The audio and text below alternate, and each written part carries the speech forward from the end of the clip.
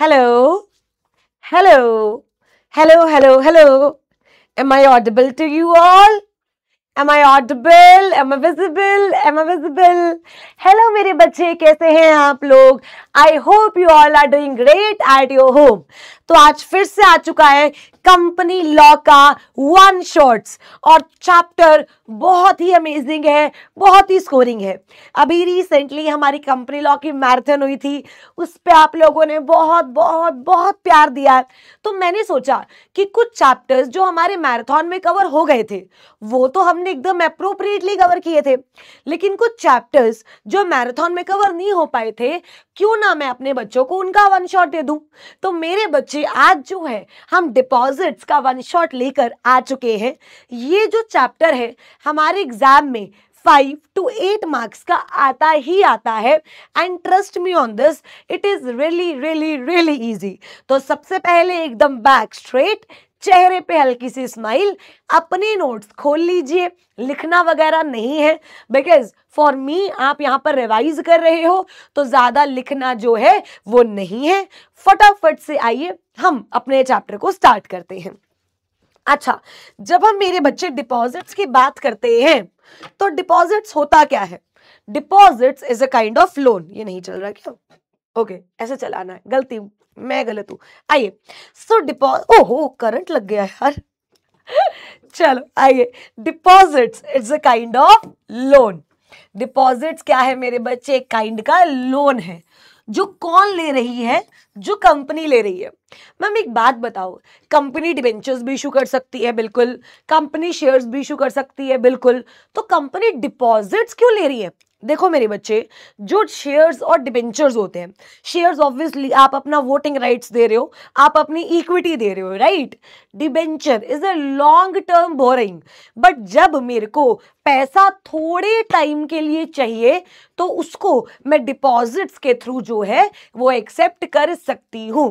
याद रखो, when we talk about debentures या शेयर्स, हम क्या बोलते हैं कि डिबेंचर्स इश्यू होते हैं और डिबेंचर्स रिडीम होते हैं। वर्डिंग्स देखना, when I talk about debentures हम क्या बोलते हैं कि डिबेंचर्स इश्यू होते हैं और डिबेंचर्स रिडीम होते हैं। लेकिन मेरे बच्चे, when we talk about deposits, deposits accept होते हैं और जब उनको वापस करने का टाइम आता है तो वो रीपे होते हैं। ठीक है मेरे कुछ पूछो, मेरे छुटंकू बच्चों, एकदम मस्त रिवीजन जो है वो यहां पर होने वाली है। हर एक कंसेप्ट हम लोग बहुत आराम से कवर करेंगे। तो लॉ मेकर क्या कह रहे हैं कि ब्रो देख, हेलो ओ ब्रो, जब हम डिपॉजिट्स की बात करेंगे तो डिपॉजिट्स एक्सेप्ट होता है और डिपॉजिट रीपे होता है। अब सवाल आता है, कौन सी कंपनी किससे डिपॉजिट्स एक्सेप्ट कर सकती है? तो ये दो चीजें जो मेरे हर एक बच्चे को याद रखनी है। When I talk about acceptance of deposit, तो देखो लॉ मेकर क्या कहता है, every company can accept deposit from member. हर कंपनी मेंबर से डिपॉजिट्स एक्सेप्ट कर सकती है। दोबारा से, हर कंपनी मेंबर से डिपॉजिट एक्सेप्ट कर सकती है। मतलब मैम अगर एक प्राइवेट कंपनी है, क्या वो मेंबर से एक्सेप्ट कर सकती है? यस। एक पब्लिक कंपनी है, क्या वो मेंबर से एक्सेप्ट कर सकती है? यस। तो मैम पब्लिक से क्या कोई कंपनी एक्सेप्ट नहीं कर सकती? मेरे बच्चे देखो क्या होता है, बिकॉज जो हम डिपॉजिट्स की बात करते हैं it's a type of loan. तो लॉ मेकर कह रहा है हर कंपनी पब्लिक से लोन नहीं ले सकती। कल को घोटाला हो गया तो क्या होगा? तो हमेशा याद रखना, only eligible public company, only what मेरे बच्चे, eligible public company can accept deposits from public, can accept deposits from public. मतलब मैम आप ये कह रहे हो कि पब्लिक कंपनी पब्लिक से डिपॉजिट एक्सेप्ट कर सकती है? ना ना ना ना, मैं ये कह रही हूं कि eligible public company, public company भी कौन सी होनी चाहिए? एलिजिबल। कौन सी होनी चाहिए मेरे बच्चे? एलिजिबल। तो अगर हम इसका चार्ट बनाएं तो देखो हम क्या कह सकते हैं कि भाई देख, when I talk about deposits, so दो तरीके की कंपनी होती है ना। एक कौन सी होती है रजे? पब्लिक, और एक कौन सी होती है? Private, right. एक कौन सी होती है? पब्लिक, और एक कौन सी होती है? प्राइवेट। पब्लिक कंपनी क्या मेंबर से डिपॉजिट्स एक्सेप्ट कर सकती है? बिल्कुल कर सकती है। क्या प्राइवेट कंपनी मेंबर से डिपॉजिट्स एक्सेप्ट कर सकती है? बिल्कुल कर सकती है। पब्लिक प्राइवेट कंपनी क्या पब्लिक से कर सकती है? द आंसर इज नो, कभी भी नहीं। पब्लिक कंपनी क्या पब्लिक कैसे कर सकती है? आप देखोगे कि वो एलिजिबल है या वो एलिजिबल नहीं है। अगर वो एलिजिबल होगी तो वो कर पाएगी, अगर वो नॉन एलिजिबल होगी तो नहीं कर पाएगी। अब सवाल आता है मैडम, एलिजिबल कंपनी की होंगी। एलिजिबल कंपनी क्या होती है? एलिजिबल कंपनी यानी एक ऐसी पब्लिक कंपनी जिसकी जो नेटवर्थ है या तो वो 100 करोड़ या उससे ज्यादा हो, या जिसकी जो टर्नओवर है वो 500 करोड़ या उससे ज्यादा हो पिछले साल में। अगर किसी पब्लिक कंपनी की इन दोनों में से कोई एक कंडीशन भी क्या होती है मेरे बच्चे? फुलफिल, तो वो कंपनी पब्लिक से डिपॉजिट्स एक्सेप्ट कर सकती है। देखो एलिजिबल कौन सी मेरे बच्चे? जिसकी जो नेटवर्थ है वो कितनी हो? 100 करोड़ या उससे ज्यादा, जिसकी टर्नओवर कितनी हो? 500 करोड़ या उससे ज्यादा। आई होप यहां तक क्लियर है। अब मैम एक बात बताओ, चलो इतना तो क्लियर है, बट कंपनी डिपॉजिट्स एक्सेप्ट कितने टाइम के लिए कर सकती है? क्योंकि आपने बोला deposits is a short term borrowing, तो मतलब उसका टेन्योर भी कम होगा, बिल्कुल कम होगा। तो लॉ मेकर क्या कह रहा है कि भाई देख कंपनी, अगर तेरे को डिपॉजिट्स एक्सेप्ट करना है तो कम से कम मिनिमम 6 महीने के लिए करेगी। मिनिमम कितने महीने के लिए? 6 महीने के लिए। और मैक्सिमम कितने महीने के लिए? 36 महीने के लिए।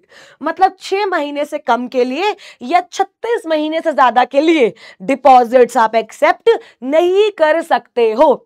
लेकिन क्या कुछ ऐसे सर्कमस्टांसेस हैं जिसमें डिपॉजिट्स 6 महीने से कम के लिए एक्सेप्ट कर सकते हो? The answer is yes. सुनना, a company accept deposits from public और member for repayment earlier than 6 months। सुनना, but not earlier than 3 months from the date of such deposits, provided वो डिपॉजिट्स कितने हो? Maximum 10% of paid up capital free reserve plus SPR. मतलब क्या कहना चाह रहे हो मैम? एग्जाम्पल लेते हैं। मान लो मेरी कंपनी की paid up share capital 100 crore है, ठीक है जी, फ्री रिजर्व 50 करोड़ है और एसपीआर भी 50 करोड़ है। तो तीनों को मिलाकर कितना हो गया? 200 करोड़। 200 करोड़ का 10% कितना हो गया? 20 करोड़। वो कह रहा है कि भाई देख, अगर तेरी कंपनी 20 करोड़ तक डिपॉजिट्स एक्सेप्ट कर रही है, यानी तेरी कंपनी 20 करोड़ से ज्यादा डिपॉजिट्स एक्सेप्ट नहीं कर रही, 20 करोड़ तक कर रही है, तो जो मिनिमम टेन्योर है ना वो 6 महीने से कम हो सकता है, प्रोवाइडेड वो फिर भी कम से कम 3 महीने तो रहेगा। मतलब मैम हम आपकी बात समझ गए कि अगर एक कंपनी 20 करोड़ डिपॉजिट्स एक्सेप्ट कर रही है तो 6 महीने से कम के लिए तो कर सकती है, लेकिन 3 से कम के लिए नहीं कर सकती। और अगर वो 20 करोड़ से ऊपर के लिए कर रही है तो कम से कम 6 महीने है। बिल्कुल सही। तो एक बार टेन्योर दोबारा, कम से कम 6 महीने, मैक्सिमम 36 महीने। क्या 6 महीने से कम हो सकता है? द आंसर इज यस, लेकिन वो भी 3 महीने से कम नहीं हो सकता। बट उस केस में भी आप मैक्सिमम कितना एक्सेप्ट कर सकते हो? 10% of paid up capital free reserve SPR.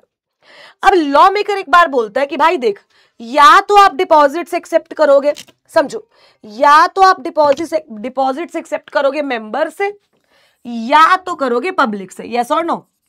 या तो करोगे मेंबर से या तो करोगे पब्लिक से। तो अब लॉ मेकर ये बोलता है कि भाई देख, तुझे अगर मेंबर से करना है तो भी 5 कंडीशंस है, और अगर पब्लिक से करना है तो भी 5 कंडीशंस है। समझो, अगर आपको डिपॉजिट्स एक्सेप्ट करना है मेंबर से तो भी 5 कंडीशंस है, पब्लिक से करना है तो भी 5 कंडीशंस है। मेंबर से करना तो भी OR प्लस 5 कंडीशंस, पब्लिक से करना तो भी OR प्लस 5 कंडीशंस। समझो, अगर आपको मेंबर से करना है तो भी क्या? OR प्लस 5 कंडीशन, और पब्लिक से करना है तो भी OR प्लस 5 कंडीशन। अभी के लिए इतना समझ लो कि अगर आप पब्लिक से डिपॉजिट्स एक्सेप्ट कर रहे हो और वो 181C की लिमिट के बियॉन्ड जा रहा है तो आपको OR नहीं SR पास करना पड़ेगा। तो आपको OR नहीं SR पास करना पड़ेगा। मैम एक बार दोबारा बताओ। देखो, अगर आप मेंबर से करो simple OR 5 plus 5 condition, public से करो तो भी सिंपल OR प्लस 5 कंडीशन। लेकिन अगर मेरे बच्चे, जब आप पब्लिक से डिपॉजिट्स एक्सेप्ट कर रहे हो और वो section 180 sub section 1 clause C की जो लिमिट है उस लिमिट के बियॉन्ड जा रहा है तो OR नहीं, आपको क्या पास करना पड़ेगा, SR। ठीक है मैम, इतना समझ गए। अब ये बताओ, क्या मैम ये जो कंडीशंस है क्या ये दोनों में कॉमन है? यस मेरे बच्चे, ये कंडीशंस दोनों में कॉमन है, लेकिन पब्लिक में एक और कंडीशन आ जाती है, that is credit rating. That is what, credit rating. अगर एक पब्लिक कंपनी डिपॉजिट्स एक्सेप्ट कर रही है, एलिजिबल पब्लिक कंपनी है, डिपॉजिट्स एक्सेप्ट कर रही है पब्लिक से, तो उसको क्रेडिट रेटिंग भी लेनी पड़ती है। There are numerous credit rating agencies in India and आपकी हर सिक्योरिटी पे वो आपको एक क्रेडिट रेटिंग क्या करते हैं, अलॉट करते हैं। ठीक है जी। अब 5 कंडीशंस कौन कौन सी है, सबसे पहले तो पढ़ते हैं कि भाई देखो, सबसे पहले तो अगर आपको डिपॉजिट्स एक्सेप्ट करना है तो क्या सर्कुलर इशू करना पड़ेगा? बिल्कुल इशू करना पड़ेगा। वो क्या कह रहे हैं, issuance of circular to the member और the public as the case में भी। अगर आप मेंबर से डिपॉजिट्स एक्सेप्ट कर रहे हो तो क्या मेंबर्स को फॉरवर्ड कर दोगे, ईमेल कर सकते हो, हैंड डिलीवरी कर सकते हो। अगर आप पब्लिक से एक्सेप्ट कर रहे हो तो बेसिकली आपको इसकी न्यूज़पेपर एडवर्टीजमेंट करानी है। सर्कुलर का फॉर्म क्या रहेगा मेरे बच्चे, DPT 1। लेकिन मुझे एक बात बताओ, DPT 1 सीधा पब्लिक या मेंबर को दे दोगे या उससे पहले आप ROC को दोगे? उससे पहले आप किसको दोगे, ROC को। तो जो DPT 1 है वो सबसे पहले जाता है ROC के पास। सबसे पहले किसके पास जाता है, ROC के पास। एंड ROC के पास जिस दिन गया उसके 30 डेज के अंदर अंदर वो कहां जाता है मेरे बच्चे, वो जाता है पब्लिक या मेंबर के पास। क्या यहां तक क्लियर है? आ जाइए, issuance of circular to the member और पब्लिक। क्या लिखोगे बेसिकली उसमें, फाइनेंशियल पोजीशन क्या है कंपनी की, कंपनी अगर पब्लिक से डिपॉजिट्स एक्सेप्ट कर रही है तो क्रेडिट रेटिंग ली है, टोटल अमाउंट ऑफ डिपॉजिटर्स कितने हैं, कोई डिपॉजिट अगर आपने लिया हुआ है तो आउटस्टैंडिंग अमाउंट कितना है। ठीक है जी। उसके बाद DPT 2, राइट, DPT 2 पहले किसको जाएगा, ROC को। तो ROC के 30 दिन के अंदर अंदर किसको जाएगा, मेंबर को। तो क्या ये 2 कंडीशन हो गई, पक्का पक्का। DPT 1 जाएगा, माय बैड, DPT 1 जाएगा, क्या साथ में ROC को जाएगा पहले, यस। उसके बाद वो कह रहा है एक स्टैट्यूटरी ऑडिटर का सर्टिफिकेट जाएगा। एक क्या जाएगा, स्टैट्यूटरी ऑडिटर का सर्टिफिकेट। स्टैट्यूटरी ऑडिटर के सर्टिफिकेट में क्या लिखा होगा कि company has not committed default in repayment of deposits और इंटरेस्ट। कंपनी ने डिपॉजिट्स और इंटरेस्ट के रीपेमेंट में कोई भी डिफॉल्ट किया नहीं था, और अगर डिफॉल्ट किया भी था तो ठीक किए हुए को कितने साल हो गए हैं, एट लीस्ट 5 साल। कितने साल हो गए हैं मेरे बच्चे, एट लीस्ट 5 साल। तो मैम आप ही कहना चाह रहे हो कि 3 कंडीशंस हो गई। बिल्कुल, DPT 1 आपको मेंबर को भेजना है या पब्लिक को भेजना है, मेंबर को या पब्लिक को भेजने से पहले ROC को भेजना है। जिस दिन तुमने ROC को भेज दिया 30 दिन के अंदर अंदर मेंबर या पब्लिक को जाएगा। साथ में एक स्टैट्यूटरी ऑडिटर का सर्टिफिकेट जाएगा। स्टैट्यूटरी ऑडिटर का जो सर्टिफिकेट जाएगा उसमें यह लिखा होगा कि कंपनी ने पहले किसी भी डिपॉजिट्स में डिफॉल्ट नहीं किया, और अगर किया है तो डिफॉल्ट ठीक हुए को कितने साल हो गए हैं, 5 साल। उसके बाद देखो, अगर आप डिपॉजिट्स दे रहे हो, मतलब डिपॉजिट्स आप एक्सेप्ट कर रहे हो तो सिक्योर्ड करोगे, राइट।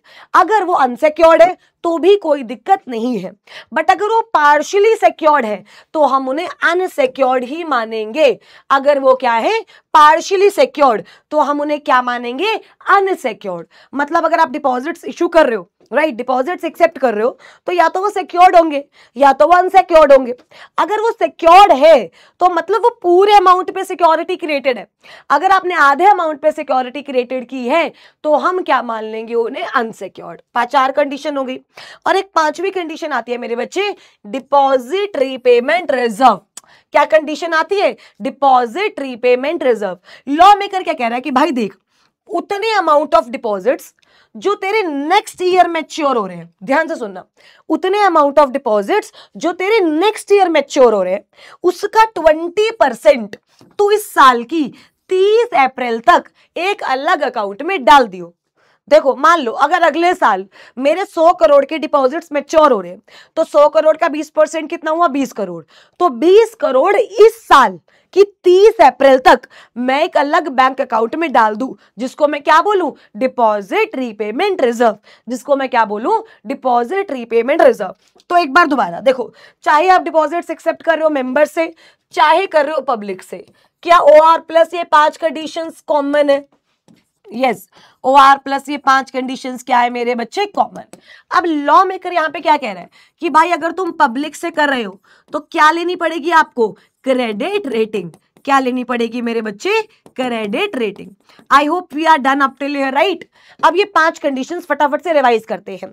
सबसे पहले तो डीपीटी बन जाएगा, मेंबर या पब्लिक को जाने से पहले आरओसी को जाएगा, जब आरओसी को गया उसके 30 दिन के अंदर मेंबर या पब्लिक को जाएगा, उसके साथ एक स्टैट्यूटरी ऑडिटर का सर्टिफिकेट जाएगा जो ये बोलेगा कि कंपनी ने डिपॉजिट्स और इंटरेस्ट में कोई डिफॉल्ट नहीं किया था तो ठीक हुए को भी 5 साल हो गए हैं। उसके बाद एक डिपॉजिट रीपेमेंट रिजर्व बनेगा, जितना भी आपका अमाउंट अगले फाइनेंशियल ईयर मैच्योर हो रहा है उसका 20% इस साल की 30 अप्रैल तक आप डिपॉजिट रीपेमेंट रिजर्व में जो है वो डाल दोगे। और 5वां क्या था, डिपॉजिट्स या तो सिक्योर्ड होंगे या तो अनसिक्योर्ड होंगे। अगर वो सिक्योर्ड है तो वो फुल्ली सिक्योर्ड होने चाहिए, अगर वो पार्शियली सिक्योर्ड है तो हम उन्हें क्या मानेंगे मेरे बच्चे, अनसिक्योर्ड। क्या मानेंगे, unsecured. I hope it's okay.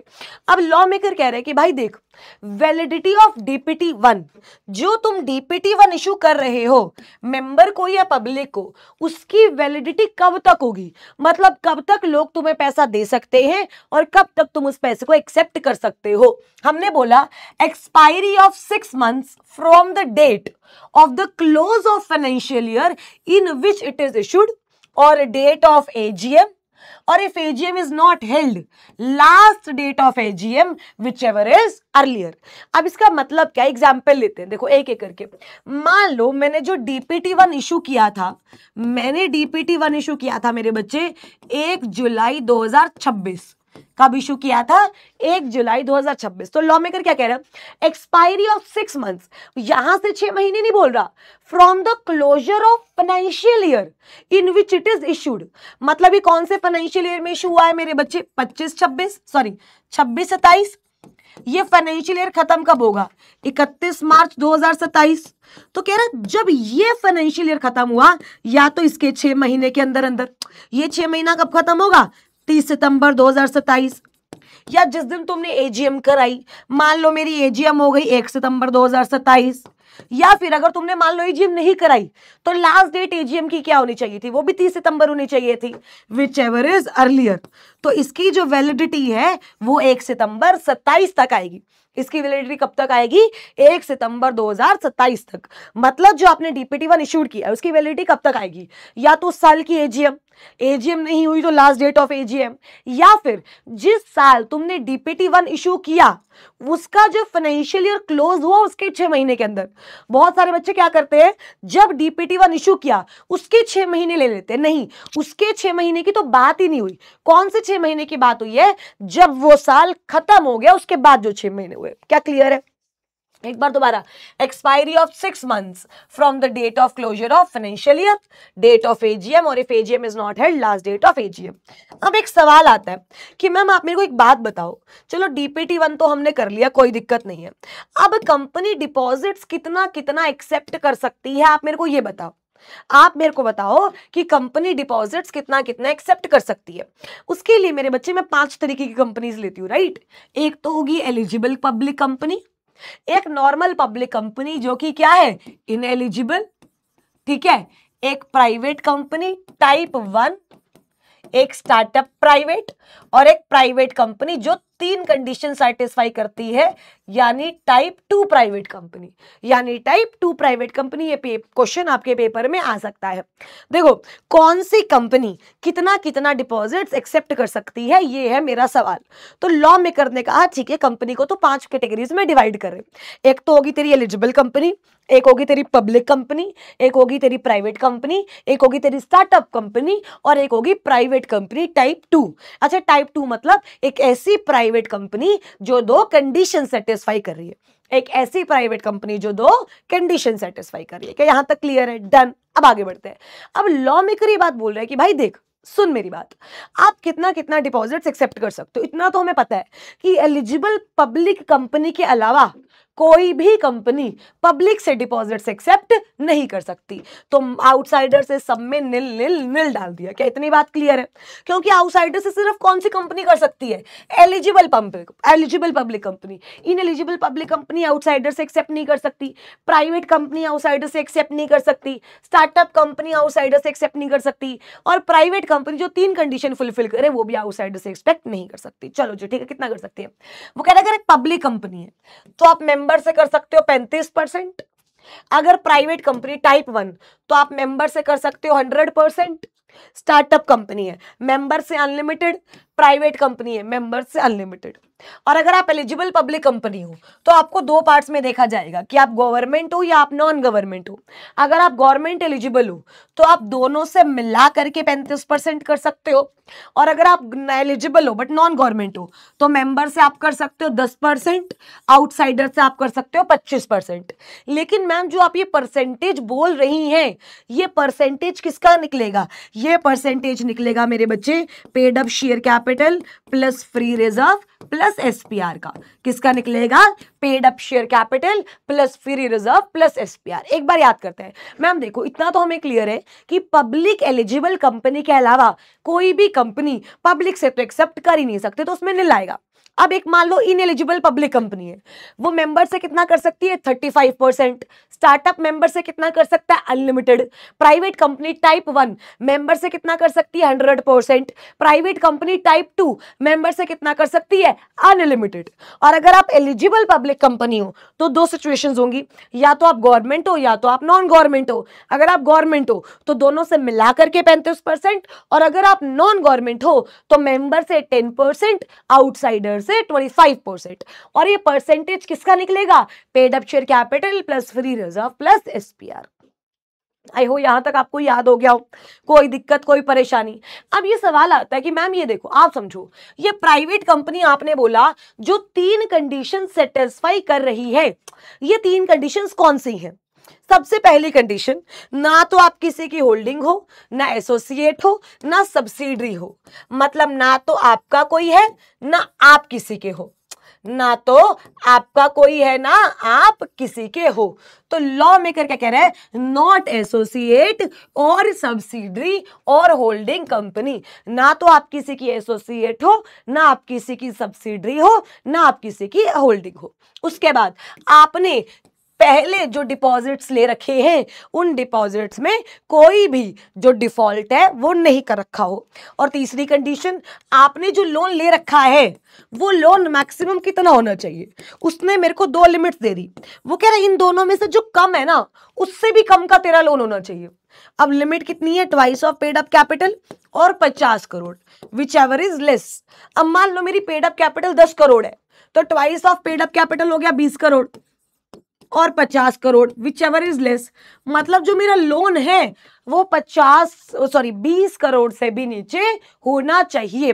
Ma'am एक बात बताओ, अगर एक ऐसी प्राइवेट कंपनी है जिसने इन तीनों में से कोई कंडीशन सेटिस्फाई नहीं करी, अरे तो क्या दिक्कत है? वो मेंबर से डिपॉजिट्स एक्सेप्ट कर सकती है, बस वो अनलिमिटेड नहीं कर पाएगी, वो 100% कर पाएगी of its paid up capital free reserve SPR. वो अनलिमिटेड कब कर पाएगी? जब ये तीनों कंडीशंस क्या होंगी? सेटिस्फाई। जब ये तीनों कंडीशंस क्या होंगी? सेटिस्फाई। और ये तीनों कंडीशंस क्या है एक बार देखते हैं। अगर आप एक ऐसी प्राइवेट कंपनी हो जो ना किसी की होल्डिंग है, ना किसी की एसोसिएट है, ना किसी की सब्सिडरी है, ना आपने कभी अपने डिपॉजिट्स में डिफॉल्ट किया है, अगर आपने लोन भी लिया है तो वो लोन बहुत कम है, मैक्सिमम कितना है? Twice of paid up capital और free reserve whichever is lower, उससे भी कम। क्या यहां तक क्लियर है? अब याद करो, हम लोगों ने मेरे बच्चे 5 कंडीशंस पढ़ी थी। क्या पढ़ी थी? ये 5 कंडीशंस कि जब आप सुनना एक्सेप्ट करते हो डिपॉजिट्स मेंबर से या पब्लिक से तो 5 कंडीशन लगती हैं। तो लॉ मेकर कहता है अगर मैं प्राइवेट कंपनी की बात करूं ना तो प्राइवेट कंपनी पे 4 कंडीशंस तो लगती ही नहीं है, बस उस पे एक ही कंडीशन लगती है, वो भी सिक्योरिटी वाली। वो भी कौन सी? सिक्योरिटी वाली।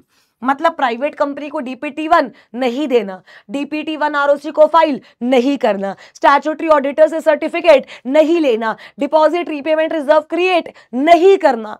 सिर्फ एक ही कंडीशन लगेगी, और वो भी कौन सी? या तो जो डिपॉजिट्स एक्सेप्ट कर रही है सिक्योर्ड होंगे या तो अनसिक्योर्ड होंगे। अगर सिक्योर्ड है तो भी ठीक है, पार्शियली सिक्योर्ड है तो हम अनसिक्योर्ड मानेंगे। क्या जितना अभी तक डिपॉजिट्स में कराया उतने में क्या सब मेरे साथ है? यस। अब question, can deposits be accepted in joint name? The answer is yes, but not more than 3, but not more than 3। अब सुनना मेरे बच्चे, एक बात जो मैं आपको बताऊंगी, डिपॉजिट्स की डेफिनेशन हम लोग करेंगे, आराम से करेंगे, राइट। बट उससे पहले एक चीज जो मुझे बतानी रहती है कि डिपॉजिट्स के प्रोविजंस मेरे बच्चे कुछ कंपनी पे अप्लाई होते नहीं है। Companies like housing finance companies, NBFCs, उसके बाद आपकी बैंकिंग कंपनीज, इंश्योरेंस कंपनीज, इन कंपनीज पे डिपॉजिट्स के प्रोविजन अप्लाई नहीं होते। क्योंकि समझो ना, अगर होने लग गए तो भाई कितनी मुश्किल वाली बात है।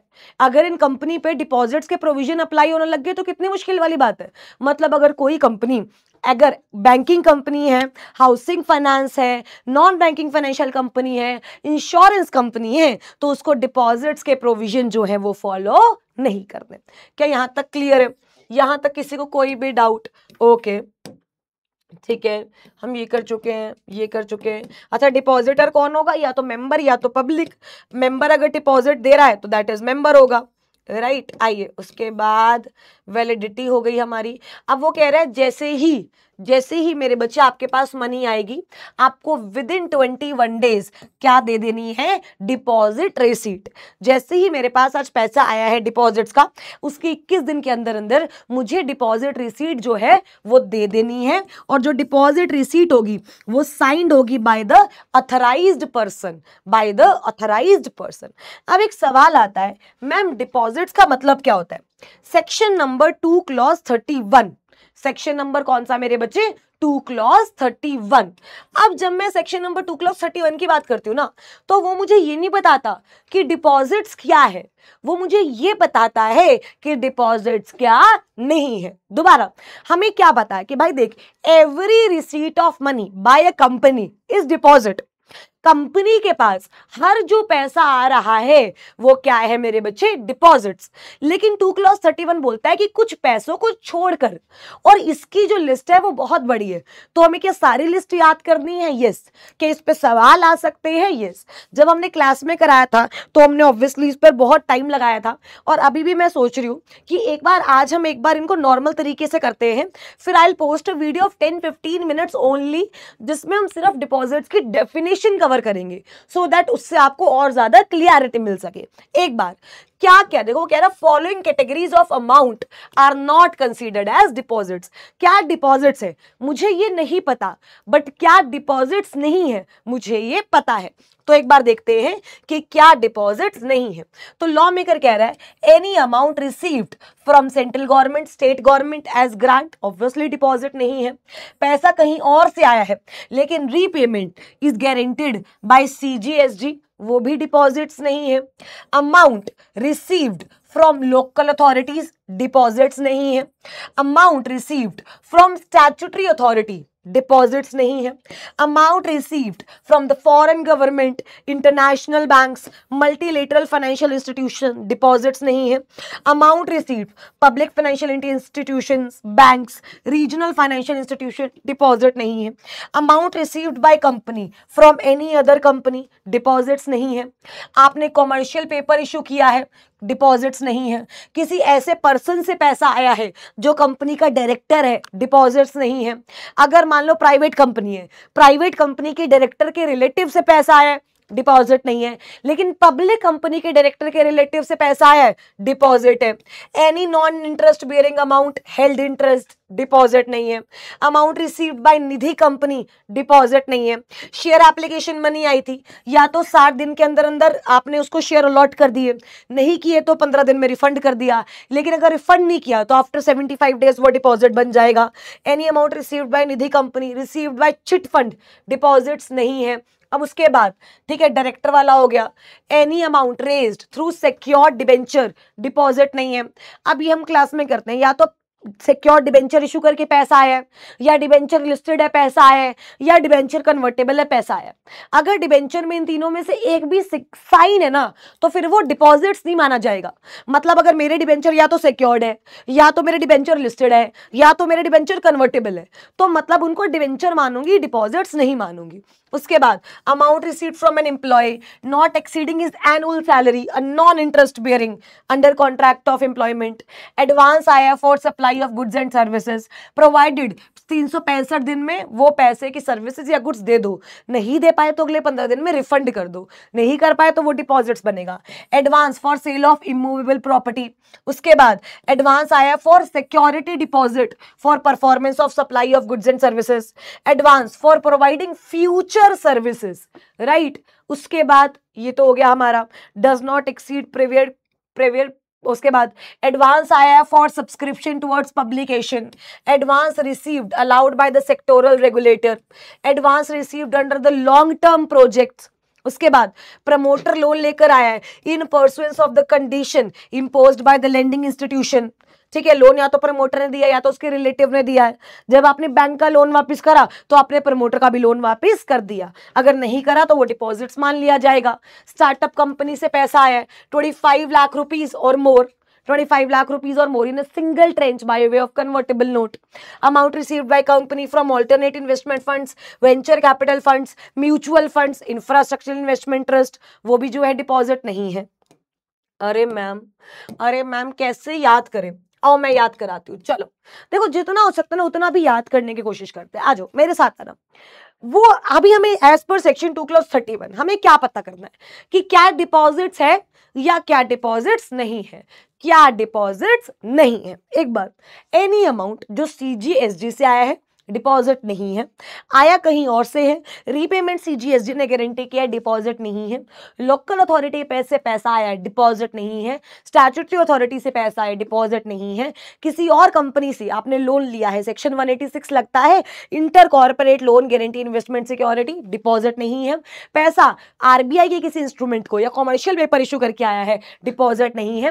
पैसा किसी और बैंक से आया है, फाइनेंशियल इंस्टीट्यूशन से आया है, पीएफआई से आया है, डिपॉजिट्स नहीं है। पैसा फॉरेन गवर्नमेंट से आया है, फॉरेन पर्सन से आया है या फॉरेन इन्वेस्टर से आया है, डिपॉजिट नहीं है। पैसा कंपनी के डायरेक्टर से आया है, डिपॉजिट नहीं है। पैसा प्राइवेट कंपनी के डायरेक्टर के रिलेटिव से आया है, डिपॉजिट नहीं है। पैसा लेकिन अगर पब्लिक कंपनी के डायरेक्टर के रिलेटिव से आया है, डिपॉजिट है। पैसा आपको एक एम्प्लॉय ने दिया है as a security deposit not exceeding his annual salary, non interest bearing, deposit नहीं है। Non interest bearing amount held interest, deposit नहीं है। पैसा प्रमोटर लेकर आ रहा है, क्यों? क्योंकि उसे बैंक ने बोला था। Amount received by the promoters, right, from the promoters in pursuance of the stipulation imposed by the credit institution, right. और वो पैसा या तो प्रमोटर लेकर आ रहा है या तो उसका कोई रिलेटिव लेकर आ रहा है, वो पैसा अनसिक्योर्ड है। अच्छा, आपने बैंक का पैसा वापस कर दिया तो आपने प्रमोटर का पैसा भी वापस कर दिया। अगर आपने बैंक का पैसा वापस कर दिया, प्रमोटर का नहीं किया, तो हम उसे डिपॉजिट्स मान लेंगे। निधि कंपनी के पास पैसा आ रहा है, चिट फंड के पास पैसा आ रहा है, डिपॉजिट नहीं है। म्यूचुअल फंड है, ऑल्टरनेट इन्वेस्टमेंट फंड है, कलेक्टिव इन्वेस्टमेंट स्कीम में पैसा आ रहा है, डिपॉजिट नहीं है। पैसा आ रहा है स्टार्टअप को एक ही बार में इन एक single trench by way of convertible note 25 lakh या उससे ज्यादा, डिपॉजिट्स नहीं है। सिक्योर डिबेंचर इशू करके पैसा ला रहे हो या डिबेंचर लिस्ट करके पैसा ला रहे हो या कन्वर्टेबल डिबेंचर इशू करके पैसा ला रहे हो, वो भी डिपॉजिट नहीं है। और उसके बाद कौन सा रहता है? आई गेस ऑलमोस्ट सारे हो ही गए। और उसके बाद पैसा आ रहा है in the ordinary course of the business. अच्छा, ऑर्डिनरी कोर्स मतलब supply of goods and services, immovable property, capital goods, sectoral regulator, publication के थ्रू भी पैसा आ रहा है, तो वो डिपॉजिट्स नहीं है। अगर आपने ये सारी चीजें क्लास में बड़े अच्छे से की होंगी ना, तो आपको फटाफट से सब चीजें जो है वो रिवाइज अच्छे से हो रही होंगी। Amount receive from CGSD, other sources, local authority, statutory authority, foreign government, PFIs, right, commercial paper, director से आ रहा है, non interest bearing amount, Nidhi company, share capital वाली बात है, फिर ऑर्डिनरी बिजनेस एंड देन उसके बाद ये। I hope everyone is with me. पक्का यहां तक किसी को कोई दिक्कत? सब चंगा, बढ़िया। आइए, appoint appointment of deposit trustee. तो लॉ मेकर कह रहा है डिपॉजिट्स या तो आप मेंबर से एक्सेप्ट करोगे, डिपॉजिट्स तो या तो आप किससे एक्सेप्ट करोगे, पब्लिक से। जब मेरे बच्चे कंपनी ने डिपॉजिट्स एक्सेप्ट किया और उसके अगेंस्ट कोई सिक्योरिटी दी, तो ऑब्वियसली उस सिक्योरिटी का ख्याल रखने के लिए भी एक इंसान होना चाहिए, उसी को बोला जाता है डिपॉजिट ट्रस्टी। उसी को क्या बोला जाता है मेरे बच्चे, डिपॉजिट ट्रस्टी। तो कह रहा है अगर डिपॉजिट्स मेंबर से एक्सेप्ट किया है तो deposit trustee may be appointed, लेकिन अगर डिपॉजिट्स आपने एक्सेप्ट किए हैं पब्लिक से तो deposit trustee shall be appointed. अच्छा, डिपॉजिट ट्रस्टी की एलिजिबिलिटी कंडीशन क्या है, नहीं एलिजिबल रहेगा अगर वो कंपनी का डायरेक्टर है, केएमपी है, ऑफिसर है या एम्प्लॉय है कंपनी के कैश का, यानी कंपनी एसोसिएट होल्डिंग सब्सिडरी, या वो कंपनी में खुद में डिपॉजिटर है, या उसने कैश से इंडेटनेस लिए हुए हैं, या उसका क्या है पेक्यूनरी रिलेशनशिप है कंपनी से, या फिर मेरे बच्चे उसने क्या दी है, गारंटी दी है कंपनी को, या फिर वो डायरेक्टर केएमपी एम्प्लॉय से क्या है मेरे बच्चे रिलेटेड। सिंपल सी बात, जो आपका डिपॉजिट ट्रस्टी होना चाहिए वो एक इंडिपेंडेंट पर्सन होना चाहिए, वो डिपेंडेंट पर्सन होना नहीं चाहिए। अगर एक पर्सन को आप डिपॉजिट ट्रस्टी अपॉइंट कर रहे हो तो उसकी एलिजिबिलिटी कंडीशन क्या क्या होंगी, just give me a minute. तुम भी पानी पी लो, देख रहे हो ना सो तो नहीं गए, एक मिनट रुको रुको, देख रहे हो ना, सो तो नहीं गए, हेलो पुचकी इधर।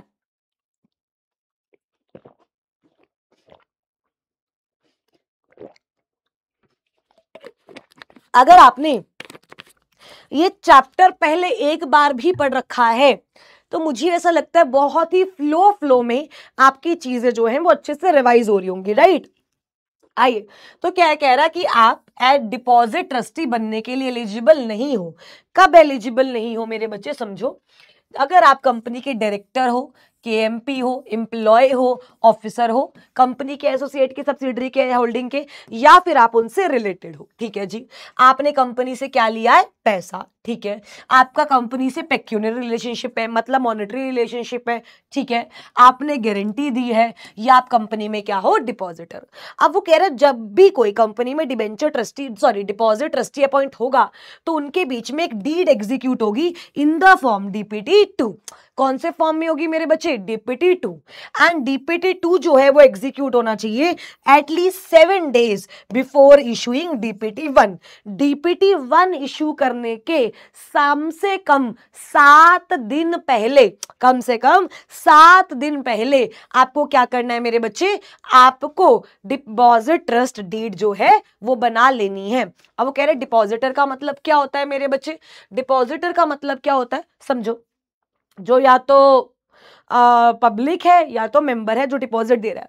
अब वो कह रहे हैं डिपॉजिटर की मीटिंग क्या होगी, या तो जब at least 1/10 of depositor in value बोल दे डिबेंचर डिपॉजिट ट्रस्टी को कि हमारी मीटिंग कराओ, तब मीटिंग होगी। या अगर डिपॉजिट ट्रस्टी को लगता है कि भाई अब कुछ गड़बड़ होने वाली है, कंपनी कुछ गड़बड़ कर रही है, कंपनी सिक्योरिटी होल्डर्स के साथ, सिक्योरिटी के साथ कुछ गड़बड़ कर रही है, तो मेरे बच्चे जो डिपॉजिट ट्रस्टी है वो डिपॉजिटर की या तो खुद मीटिंग कराएगा, या जब डिपॉजिटर्स बोलेंगे तब मीटिंग होगी।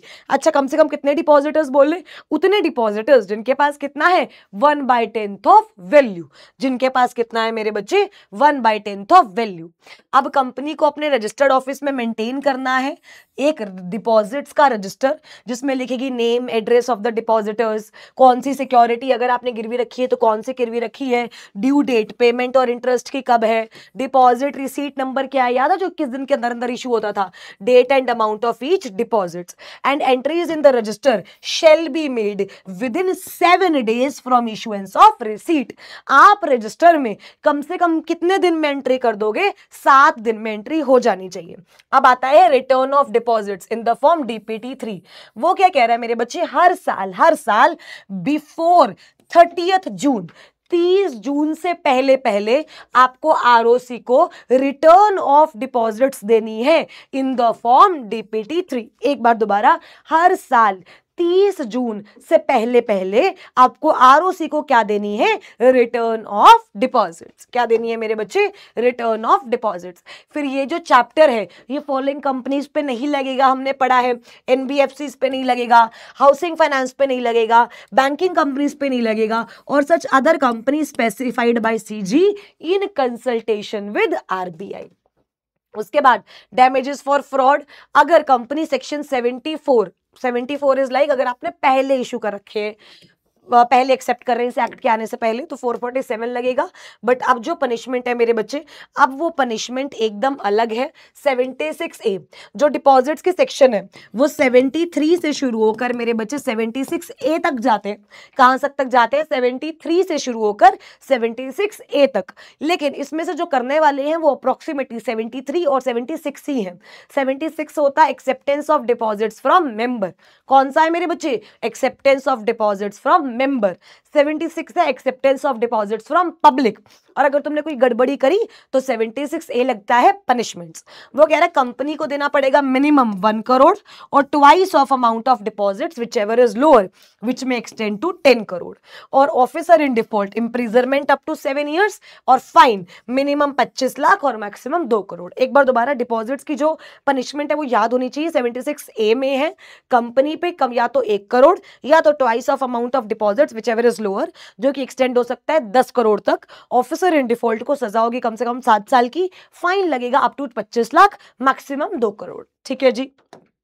उसके बाद अगर इस एक्ट से पहले आपने डिपॉजिट्स किए हैं, एक्सेप्ट किए हैं, तो भी सिंपल है, या तो मैच्योरिटी पीरियड तक रीपे कर दो या फिर 3 year from the date of commencement of this act whichever is earlier.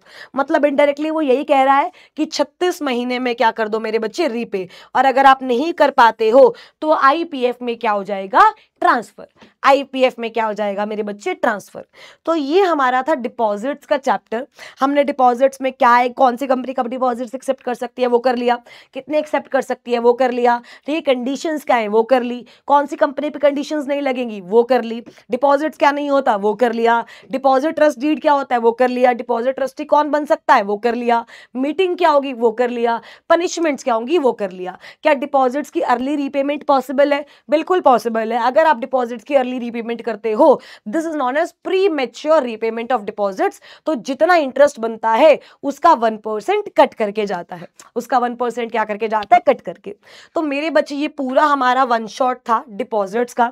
I hope आपको बहुत बेहतर तरीके से समझ आया हो। अगर अच्छा लगा तो कमेंट सेक्शन में जरूर लिखना, और कुछ ऐसे टॉपिक्स जिसकी आपको चाहिए कि हम अलग से वीडियो लेकर आए 10 मिनट 5 मिनट 15 मिनट वाले कंसेप्ट्स की तरह, तो प्लीज मेरे बच्चे जरूर से बताना, हम वैसी वीडियोस भी जरूर लेकर आएंगे। So that's it. I hope आज की क्लास आपके दिमाग में क्लियर हो। मेहनत हमारी, रिजल्ट हमारा, छुट्टी हमारी। Thank you so much. Have a great great great day ahead मेरे बच्चे। बाय बाय बुचकीज, बाय बाय।